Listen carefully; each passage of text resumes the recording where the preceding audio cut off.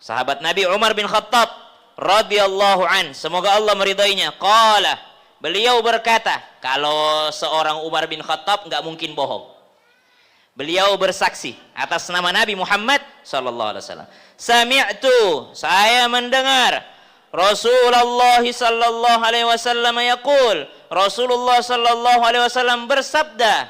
Apa itu? Sabdanya, innamal a'malu binniyat wa innama likulli imri'in ma nawa. Faman kanat hijratuhu ila Allah wa rasulih fahijratuhu ila Allah wa rasulih wa man kanat hijratuhu lidunya yusibuha aw imra'ati yankihuha fahijratuhu ila ma hajara ilaih. Rawahu Imam al-Muhadditsin Abu Abdullah Muhammad bin Ismail bin Ibrahim bin Al-Mughirah, Imam Bukhari dan Imam Muslim. Nah, hadis pertama tentang niat. Hadis pertama adalah tentang niat. Kenapa tentang niat? Karena ternyata para ulama mengatakan, salah satu perkataannya, Imam Ahmad dan Imam Syafi'i berkata, hadis tentang niat ini mencakup sepertiga ilmu. Jadi kalau seluruh ilmu 100%, sepertiganya ada pada hadis ini. Itulah disebut Rasulullah itu kalau bicara maqalla wadalla, sedikit tapi banyak isinya. Sedikit tapi banyak isinya. Bahkan dikatakan, Imam Syafi'i mengatakan hadis ini mencakup 70 bab fikih. 70 bab fikih. Subhanallah. Kenapa? Tentang niat ini mencakup 70 bab fikih. Semua ibadah nanti ada niatnya. Bahkan dikatakan, kenapa ini luas sekali tentang niat ini? Tentang hukum saja dilihat niatnya. Ada orang naik mobil, ketabrak seseorang, meninggal orang itu, maka yang bawa mobil ini dilihat niatnya. Dilihat niatnya, apakah dia niat memang pembunuhan berencana, ataukah memang tidak sengaja ketika dia menabrak seseorang. Niat lagi, balik lagi kepada niat. Hafal semua hadis ini, Bu? Innamal a'malu bin niat wa innama likulli imri'in ma nawa. Hebat innama diawali dari kata inna ma. Apa artinya innama? Inna ma namanya kalau dalam bahasa pengecualian atau bermakna hanya. Innama itu kalau inna sesungguhnya ada maknya. Innama artinya pengecualian atau hanya. Sama seperti la ilaha illallah. Apa artinya?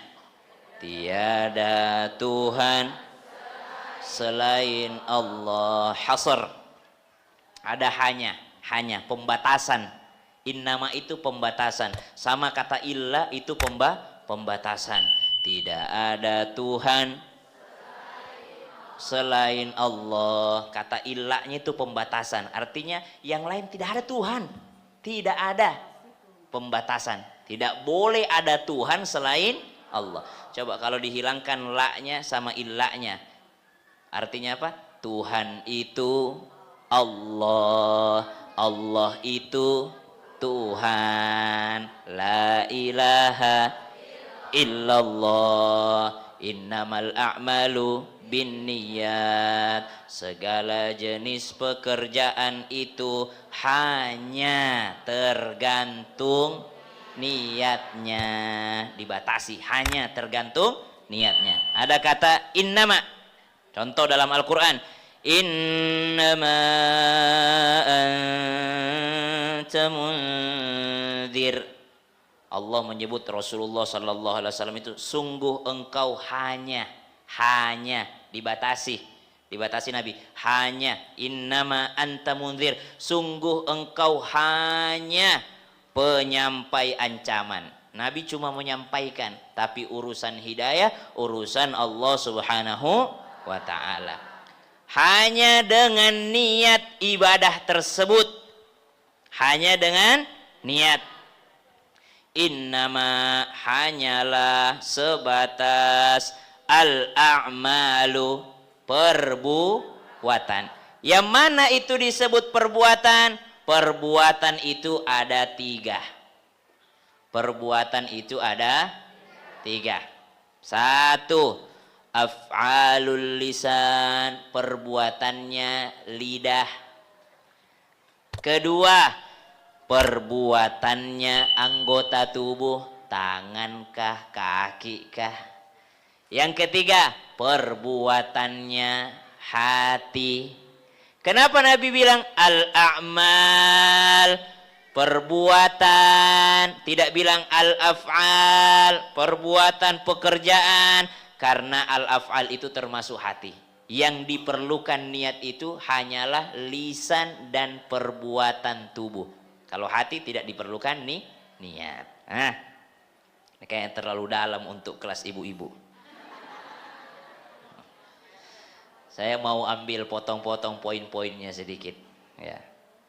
Innamal a'malu bin niyat. Jadi ada perbuatan hati, ada perbuatan lisan, ada perbuatan anggota tubuh. Semuanya itu membutuhkan niat. Yang mana perbuatan yang membutuhkan niat?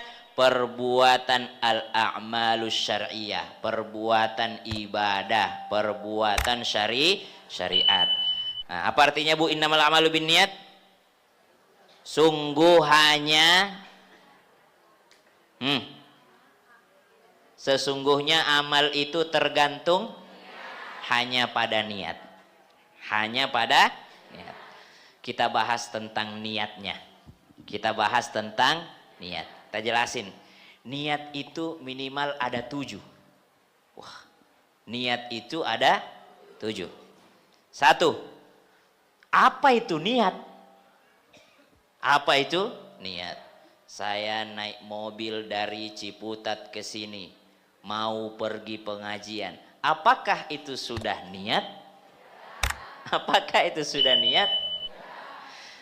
Niat secara bahasa adalah maksud. Niat secara bahasa adalah maksud secara bahasa.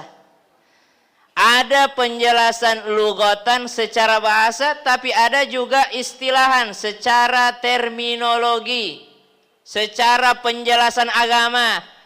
Kalau secara bahasa bermaksud datang ke sini sudah niat, penjelasan bahasa. Tapi kalau penjelasan agama itu belum niat.